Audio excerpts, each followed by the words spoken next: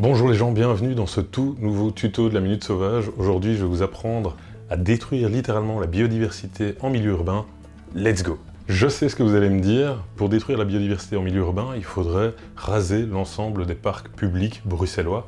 Pour le coup, c'est pas ce qu'on va faire évidemment, mais surtout, j'aimerais vous montrer qu'en fait, ces endroits-là ne sont pas les endroits les plus propices à la biodiversité, surtout en pleine ville. Et pour ce faire, je vais vous proposer une démonstration dans laquelle on va utiliser un outil de science participative qui s'appelle observation.be. C'est un site internet qui invite le public, les citoyens, à encoder l'ensemble de leurs observations naturalistes, ce qui va nous permettre en fait de comparer deux sites différents, un parc public et une friche, qui pour moi semble être une zone beaucoup plus propice à la biodiversité. Donc on va prendre le parc Josaphat et la friche Josaphat.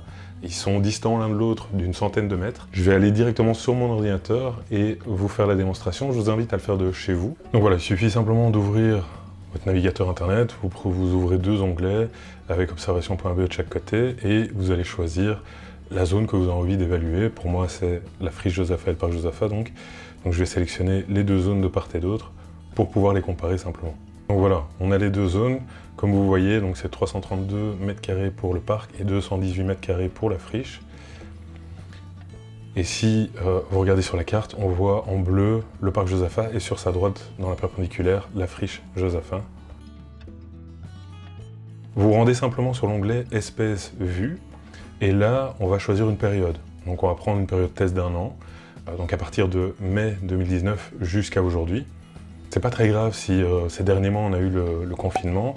Évidemment, ça va avoir une influence puisque la friche a été fermée pendant la totalité du confinement, alors que le parc a été énormément fréquenté. Maintenant, on va regarder simplement les catégories d'espèces qui sont observées sur les deux zones. Et on voit par exemple que pour les oiseaux, on a 42 espèces observées sur le parc Josaphat pour 87 espèces d'oiseaux observées sur la friche. Donc on est déjà sur un rapport x2. Ensuite, il suffit de regarder une autre catégorie. Dans ce cas-ci, on va prendre les papillons. Et là, on va remarquer que on a 9 espèces sur le parc Josaphat et 23 espèces pour la friche Josaphat. Donc pareil, on a sur un rapport, encore une fois, plus du double d'espèces observées sur la friche. On peut maintenant passer aux libellules. Et là, on va voir qu'on a 9 espèces pour le parc Josaphat, pour 24 espèces observées sur la friche. Je ne sais pas si vous voyez les petites formes géométriques sur la gauche, colorées. Ce sont les niveaux de rareté. Et comme vous pouvez le voir, les libellules au niveau de la friche, on a des niveaux de rareté qui sont assez éclectiques. Par contre, si on s'attarde sur le parc Josaphat et qu'on prend par exemple les oiseaux, on va voir que le niveau de rareté, là, il est complètement homogène, enfin quasiment. Ce sont essentiellement des espèces communes qui sont observées, à l'exception de 3 espèces relativement communes, donc un peu moins communes. Alors que pour la friche Josaphat, si on reprend les oiseaux, là on va remarquer qu'en fait c'est vraiment une variété d'espèces et de niveaux de rareté des espèces qui y sont observées. Alors il nous reste une catégorie à observer, ce sont les hyménoptères. Là on va remarquer que sur le parc Josaphat, il y a 5 espèces observées. Et pour la friche, on est à 95 espèces observées. Donc la différence est colossale et ça a son intérêt. Dans la mesure où les hyménoptères, c'est le groupe qui va rassembler les pollinisateurs principaux, c'est-à-dire les abeilles, les bourdons, les guêpes, les frelons, etc. Donc on remarque l'importance de cette zone, notamment par cette comparaison au niveau des hyménoptères. Alors vous allez me dire, oui ok Thomas, on a compris, la friche Josaphat c'est un haut lieu de la biodiversité ici en milieu urbain, à Bruxelles. Bon, quand est-ce qu'on la détruit quoi ? Ou comment est-ce qu'on la détruit?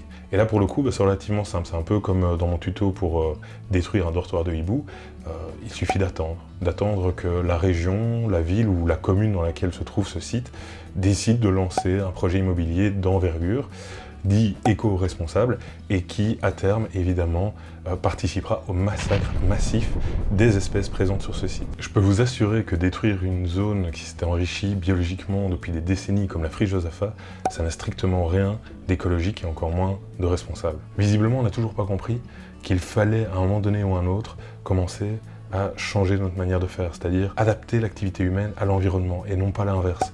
L'environnement, pour rappel, on en fait partie, et on en a besoin. L'être humain s'en est dissocié et aujourd'hui on constate malheureusement, notamment avec la crise sanitaire, ce vers quoi ça mène. Cette démonstration elle vaut ce qu'elle vaut. C'est pas une étude scientifique poussée comme on le voudrait ou comme je le voudrais, avec un protocole bien précis. Maintenant, l'ensemble de ces données sont vérifiées et validées. Donc on peut quand même se baser dessus pour faire cette petite analyse, mais évidemment, tout est relatif. Par contre, on peut, sur base de cette démonstration, comprendre aisément ou supposer aisément qu'à terme, la biodiversité bruxelloise, si l'ensemble des projets immobiliers qui sont lancés détruisent des zones comme la friche Josaphat, à terme, simplement, nous aurons une biodiversité bruxelloise qui sera comparable à celle du parc Josaphat. Si comme moi vous êtes sidéré par le manque de considération au niveau politique de ce type de zone-là, vous avez la possibilité d'agir en fait. Et comment? C'est très simple. Vous pouvez devenir membre du groupe Sauvons la friche Josaphat sur Facebook. Vous pouvez signer la pétition Sauvons la friche Josaphat sur ce qui est disponible sur ce groupe et en description. Pour clôturer cette vidéo, j'aimerais vous parler d'une chose. J'ai souvent entendu le fait que l'être humain était l'animal ou l'être vivant le plus intelligent sur Terre.